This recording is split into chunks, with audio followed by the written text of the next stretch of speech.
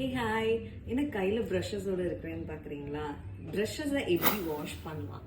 இது for makeup ஆர்டிஸ்ட்க்கு மட்டும்தானா அப்படின்றது கிடையாது. செல்ஃப் க்ரூமிங்க்கும் நம்ம ப்ரஷஸ் யூஸ் பண்ணுறோம், மேக்கப் ப்ரஷஸ். ஸோ மேக்கப் ப்ரஷஸை எப்படி வாஷ் பண்ணலாம் அப்படின்றத இந்த வீடியோவில் நீங்கள் பார்க்க போகிறீங்க. மேக்கப் ப்ரஷஸ் பார்த்தீங்கன்னா அடிக்கடி வாங்குற மாதிரி இருக்கக்கூடாது. இது எல்லாமே பார்த்தீங்கன்னா லைஃப் டைம் இன்வெஸ்ட்மெண்ட். ஒரு ப்ரஷ் நம்ம வாங்குகிறோம் ஆஸ் ஒரு பிராண்டாக வாங்குகிறோம் அப்படின்ற பட்சத்தில் அதோட லைஃப் டைம் பார்த்தீங்கன்னா 5 to 6 இயர்ஸ்க்கு மேலேயே வரணும்.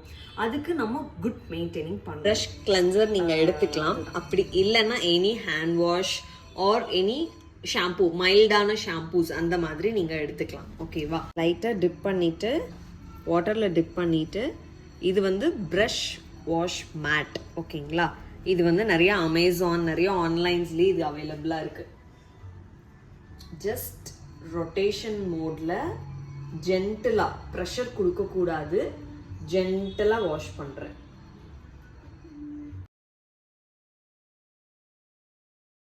டிப் பண்ணணும். நம்ம எந்த ஏரியா யூஸ் பண்ணுறோம், இந்த ஏரியாவில் தான் இந்த ஐஷேடோ யூஸ் பண்ணியிருக்கேன். ஸோ இந்த ஏரியா வரைக்கும் தான் வாட்டர் படணும்.